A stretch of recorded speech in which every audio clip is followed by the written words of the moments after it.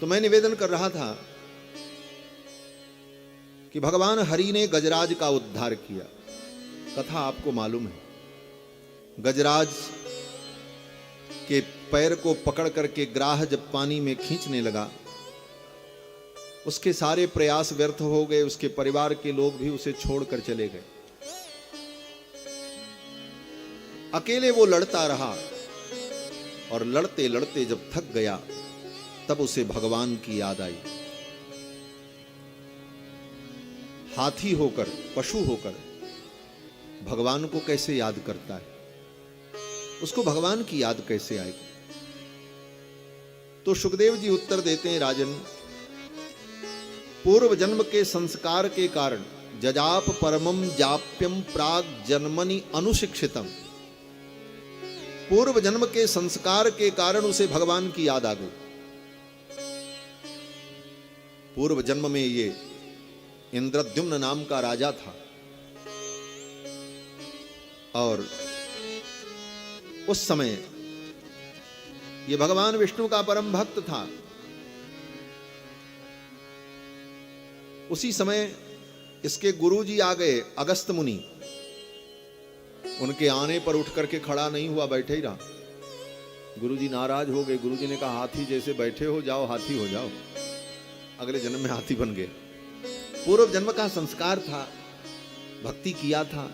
देखो, भगवान की भक्ति में जो लग गया, अगर उससे कुछ गलती भी होगी, लेकिन अंत में वो भगवान के चरणों में ही जाएगा और कहीं नहीं जाएगा। आज नहीं कल भगवान के चरण में ही उसको पहुंचना है। स्वयं भगवान कहते, न मे भक्त प्रणश्यति, मेरे भक्त का कभी प्रणाश नहीं होता। ये पक्का है। उसको भगवान की याद आ गई और गजराज ने भगवान की स्तुति की। 28 श्लोकों में गजराज ने भगवान की स्तुति की है। इसका नाम गजेंद्र मोक्ष है। 28 श्लोकों में गजराज ने भगवान की स्तुति की। इस तत्व को समझना।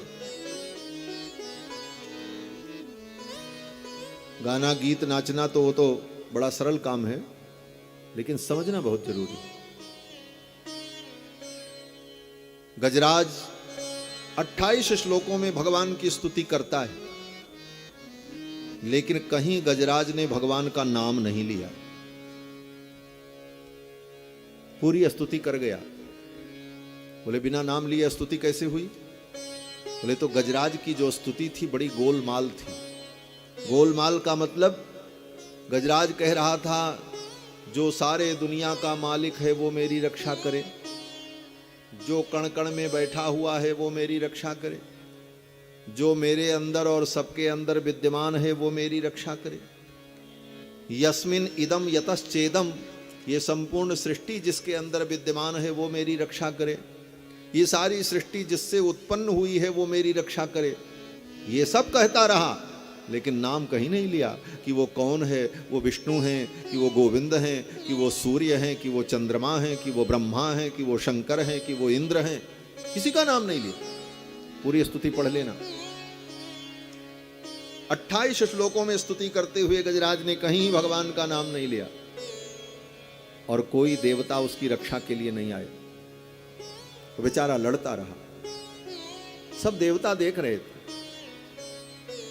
ब्रह्मादयो विविध लिंग विदाभिमाना। सुखदेव जी कहते हैं, ये ब्रह्मादिक देवता अपने अपने पद प्रतिष्ठा के अभिमान में अपनी अपनी गद्दी में बैठे रहे। बोले, ये तो हमको बुला ही नहीं रहा, तो हम क्यों जाएं? हमारा नाम तो लिया नहीं। और ये तो जिसको बुला रहा है वो सारे सृष्टि का मूल कारण तत्व है, वो तो परमात्मा है, वो तो मेरे भी स्वामी है, ये तो उनको बुला रहा है। इस स्तुति के द्वारा परम तत्व का निर्णय हो गया कि परम तत्व कौन है, सुप्रीम पावर कौन है, अंतिम तत्व परम तत्व कौन है, इसका निर्णय कर दिया गजराज ने अपनी स्तुति के द्वारा। नाम किसी का नहीं लिया और ये कहता था कि जो परम तत्व है वो मेरी रक्षा करे, जो सबका स्वामी है वो मेरी रक्षा करे। और आया कौन? बोले कोई देवता नहीं आए, क्योंकि कोई देवता परम तत्व नहीं है, परम तत्व तो केवल भगवान है, पुरुषोत्तम है।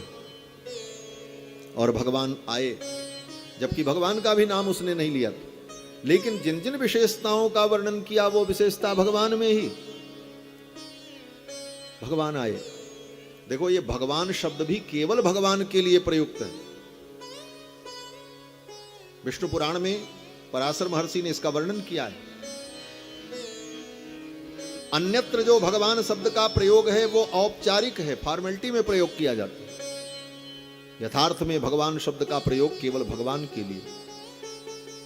और वेदांत के ब्रह्म सूत्र की व्याख्या में श्री भाष्य में भगवत्पाद रामानुजाचार्य ने अथातो ब्रह्म जिज्ञासा में जो ब्रह्म शब्द है, उस ब्रह्म शब्द की वाचकता पर जब विचार किया तो भगवत्पाद रामानुजाचार्य कहते हैं ब्रह्म शब्द भी पुरुषोत्तम का ही वाचक है। अन्यत्र ब्रह्म शब्द के द्वारा जो प्रकृति, जीव, आत्मा, वेद, ये सब अर्थ जो लिया जाता है वह औपचारिक है। प्रधान अर्थ ब्रह्म शब्द का परमात्मा भगवान नारायण है। किस प्रकार से? बोले भगवत शब्दवत, यही कहा है वहां श्री भाष्य में।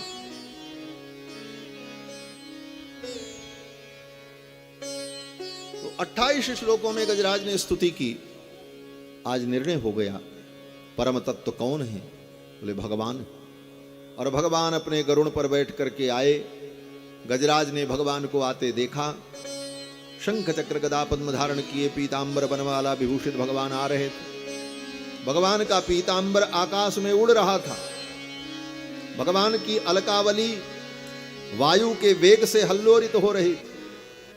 गले की बनमाला हिल रही थी, कानों के कुंडल झंकृत हो रहे थे और गरुण जी के पंख से वेद के मंत्र प्रकट हो रहे थे, सामवेद के मंत्र प्रकट हो रहे थे। भगवान के स्वरूप को जब गजराज ने देखा तो गजराज भूल गया, ग्राह ने मुझे पकड़ रखा है। गज निरख्यो फहरान बसन की, ललक लग्यो मुख कमल बिलोकन, भूल गई गजग्राह ग्रसन की। गजराज भूल गया कि ग्राह ने मुझे पकड़ रखा है। बनमाला हलरत ही ऊपर, दामिन सी मृदुमंद हसन की, गज निरख्यो फहरान बसन। भगवान के पीतांबर की फहरान को, उनके बनमाला की हलरान को, भगवान की मंद मुस्कान को, उनकी तिरछी तकान को, भगवान के दिव्य स्वरूप को देखकर गजराज भूल गया कि ग्राह ने मुझे पकड़ रखा। और गजराज ने सोचा मैं भगवान की क्या सेवा करूं, मैं इनको क्या अर्पण करूं। गजराज ने सोचा ये कमलाकांत है, इनको, इनकी पत्नी जो लक्ष्मी है उनका नाम कमला है। कमल इनको बहुत प्रिय है। एक हाथ में ये कमल पुष्प लिए रहते हैं। इनकी नाभि से भी कमल ही प्रकट होता है और उस कमल पर ब्रह्मा प्रकट होते हैं। कमल से इनका बड़ा अद्भुत संबंध है। कमल से प्रकट होने वाली कमला इनकी पत्नी है। इनकी नाभि से प्रकट होने वाले कमल से संपूर्ण सृष्टि का प्रादुर्भाव होता है। ये कमल को अपने हाथ में लिए रहते हैं। भक्त लोग जब स्तुति करते हैं तो इनके अंग का जब वर्णन करते हैं तो कहते हैं भगवान के चरण कमल, भगवान का मुख कमल, भगवान के नेत्र कमल। नव कंज लोचन कंज मुख कर कंज पद कंजारुणम, नव कंज लोचन कंज मुख कर कंज पद कंजारुणम, श्री रामचंद्र कृपाल भज मन हरण भव भय दारुणम, श्री रामचंद्र कृपाल भज मन हरण भव भय दारुणम, श्री रामचंद्र। भक्त भगवान की स्तुति करते हैं तो कहते हैं नव कंज लोचन कंज मुख करकंज पद कंजारुण, जिनके चरण कमल, मुख कमल, नेत्र कमल। गजराज ने सोचा इनको मैं कमल ही भेंट करूं, क्योंकि कमल इनको अत्यंत प्रिय है। लेकिन अब कमल कहां मिले? कमल क्या है? जल में होने वाला वो फूल, वो पुष्प, वो सुमन जो जल में उत्पन्न होकर के भी जल से निर्लिप्त रहता है। ये कमल जीव का प्रतीक है।